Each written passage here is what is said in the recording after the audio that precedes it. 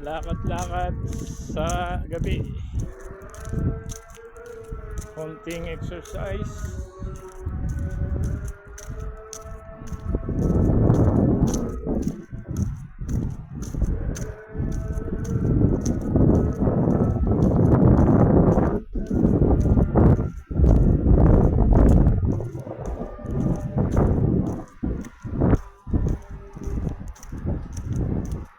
Tayo lakad.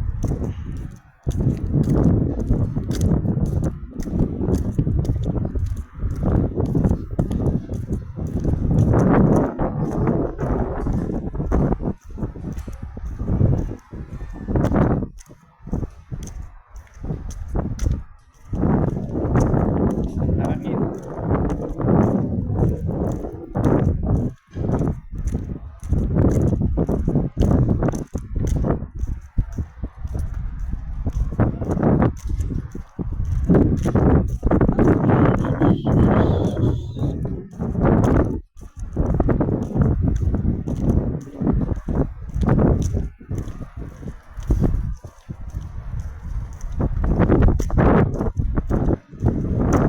Malamig na sa labas, mahangin na malamig.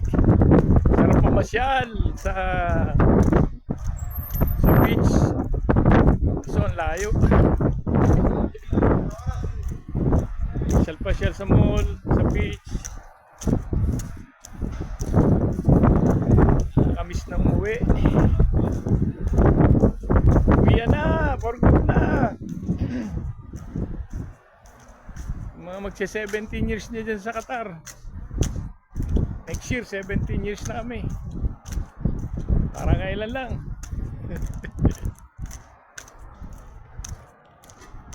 17 years, ang bilis. 2009. Nahiyang na rito kaya, pero darating din yung araw, balik din tayo sa atin. Alam mo lang ano, yung istorya kasi dyan sa atin, minsan nakaka-visit lang ba, nakakainit ng ulo pag pinanonood ka ng balita. Mababalitaan mo yung lalo yung napanood na natin sa nag-viral kay Amy Marcos, na sinabi niya yung mismong kapatid niya, di ba? Malalaman natin na para tayong niloloko ng kapwa natin parang nakakaloko na, nakakabwisit na, ewan ko, iba yung iimbestigahan mo mismong yung alam mong ikaw ang may gawa, di ba? Parang kahit hindi natin siguro yung mga Pilipino naman na marunong nag-iisip ng tama, nag-iisip ng ng maayos, yung kumbaga ang hirap magpaliwanag kasi minsan lang mabubudian mo, makukutuban mo na lang na parang niloloko na lang tayo ng mga kapwa natin na iimbestigahan mo na alam mong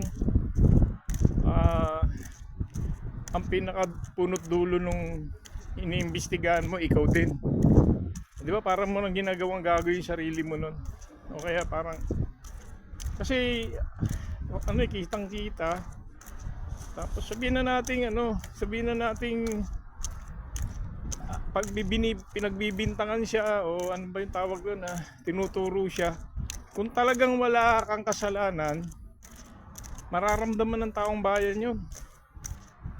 Kahit anong klaseng paninira sa'yo, kung talagang tapat at totoong hindi ka talagang gumagawa ng, mararamdaman yun. May tawag dun makukutuban yan. Kutob ng damdamin, yung ramdam ng damdamin. Pwede na pala ako magpagupit, haba ng buhok. Dito lang ako naglalakad sa itong area namin na ito, hanggang doon paikot. Lakad-lakad lang ako dito bago kumain ng gabihan. Nabanggit ko lang yung tungkol dyan sa mga balita sa atin, na minsan ayaw mo man pansinin, hindi mo magawang hindi pansinin kasi nanonood ka ng TV, may social media ka, may Ayaw mo sanang makialam, pero dahil nga ang hirap na kasing panoorin yung mga balita, parang wala ka nang gustong paniwalaan. Excuse me.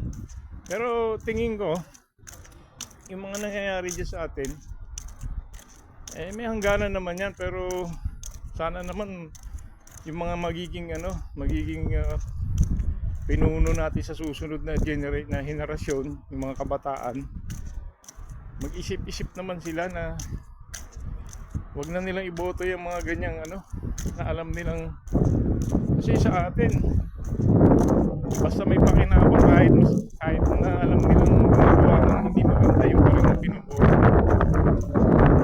Ako sa totoo lang, di ko naman alam na ang iniisip ko kasi gagawa ng mabuti, diba? Saka hindi mo alam na gano'n ang gawain ng tao, kaya sisisi ka na lang bandang huli, ba't mo binoto? Pero siyempre wala na tayong magagawa. Pag-asa na lang talaga natin yung pagbabalik ni Kristo. Yan na lang, wala na wala tayong pwedeng asahan sa tao. Meron sanang magandang mamumuno, pero wala siyempre pinapatikos din, pinakulong pa. Kanya-kanya ng opinion. Pero sa akin, sa tingin ko,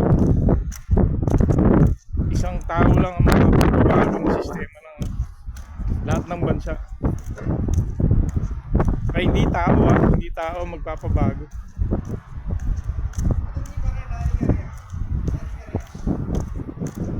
Kasi kung sa tao tayo aasa, may mga taong maayos, pero kumbaga hindi sila perfect na talagang 100% na maayos. Kumbaga nahihirap kasi magsalita. Kaya ako na lang, opinion ko lang yung sinasabi ko, kaya nasasabi ko itong mga ganito. Kasi nanood ako ng balita, parang ayaw mo nang maniwala doon sa isang tao, yung mga ginagamit nilang tao na mag-iimbestiga na wala naman siyang alam. Ang alam niya yung iniimbestigahan o yung kinakampihan niya ay maayos, yung pala niloloko lang din siya, di ba? Na mag-iimbestiga ka, tapos yung nag-utos sa'yo, siya pala may kasalanan. Paano mo nga naman iimbestigahan yung mismong nagtatag ng investigation? Yun din ang number 1 na kailangan mong mahuli, di ba? Tapos ang maglalagay pa ng mga tao, yung mismong nagpapaimbestiga. Sino ba naman taong papaimbestiga mo isang krimen na ikaw ang gumawa? Syempre ilalagay mo doon sa mga investigador tao mo para hindi ikaw madali. Common sense. Ay wala, ewan ko. Opinion ko lang to, mga katropa natin dyan, mga kababayan.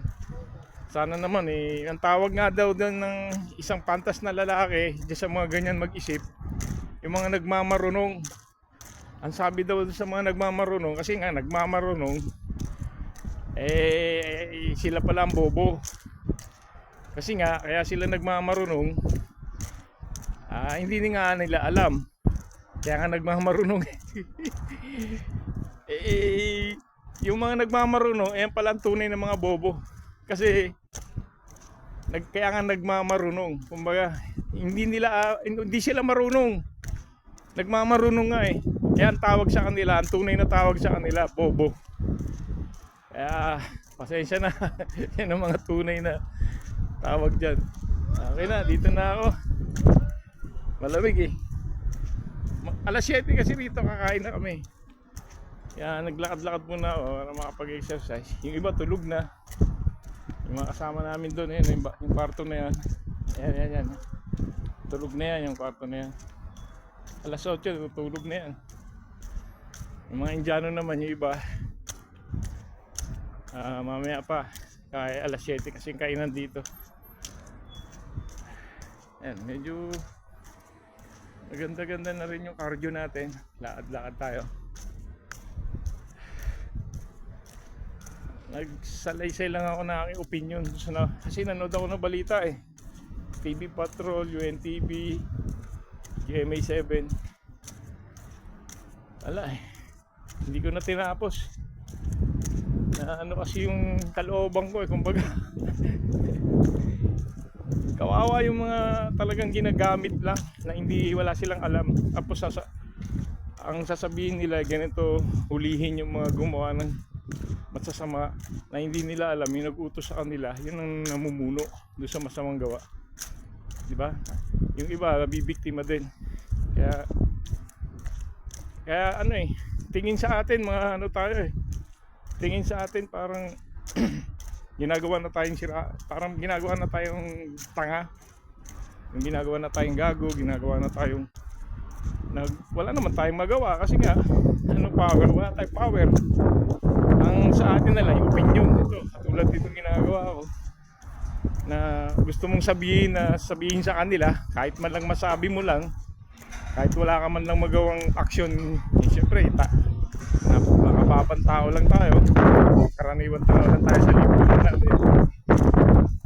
Ilabas lang natin yung opinion natin na gusto lang natin parating sa kanila na hindi tayo hindi rin tayo mga tanga.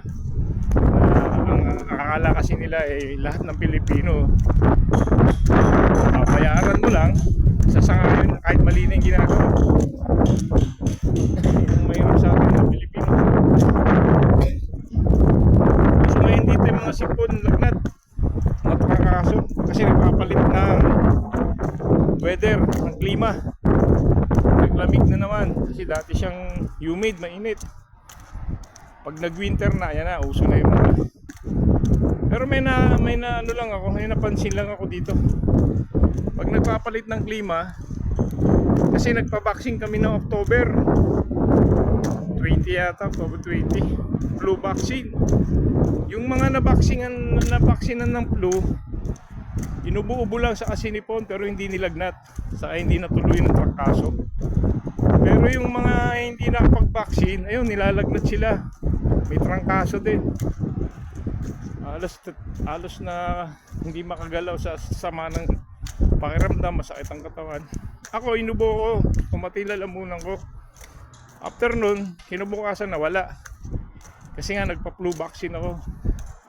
Pero yung mga kasama kong walang flu vaccine, nilagnat sila, saka tinatrangkaso. Umabsent ng mga ilang araw, 2 to 3 days. Pero yung mga may flu vaccine, hindi naman nilagnat, nakakapasok din. 3 kami na flu vaccine eh. Bali yung 2 nilagnat, hindi nakapasok. Yung 3 kami ubo-ubo lang na mga ganun. Pero nakapasok kami, hindi kami nilagnat. Yun lang napansin ko. Ewan ko, baka nga dahil sa flu vaccine o nagkataon lang. Okay na, hanggang dito na lang mga ka John Wick 007 and almost best of Shukran 2025 November 19. Ito, nandito ako sa Qatar, November 19 2025, naglalakad, exercise. Ayan yung lugar namin, paikot yan hanggang dun. Ayan, paikot. Ayun yung gate namin.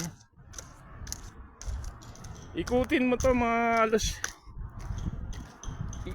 2 ikot ka, 1 kilometro, dulo-dulo. Yan.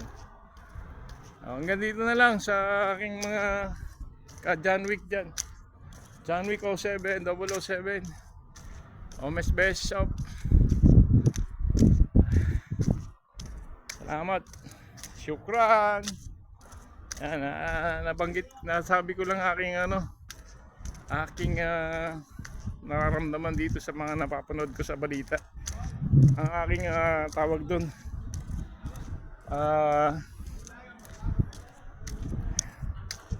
hinahing yan. Kumbaga ay OFW ako, siyempre nagtatax din tayo.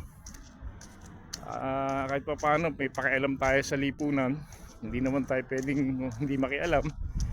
Sabihin lang natin yung ating opinion, pero hindi tayo manggugulo, at hindi tayo mga rahas na maggagawa ng kung anong mga stabilisasyon sa gobyerno. Karapatan lang natin magsabi at maglabas ng ating nararamdaman, hinanahin at opinion. Yun lang masasabi ko. Kaya salamat sa mga kababayan. Isa lang ang gagawin natin. Kung wala tayong magawang aksyon, manalangin na lang tayo sa Diyos na sana baguhin niya ang mga isipan ng mga namumuno sa atin at bahala na siya sa mga nakakatawa ng sasamahan.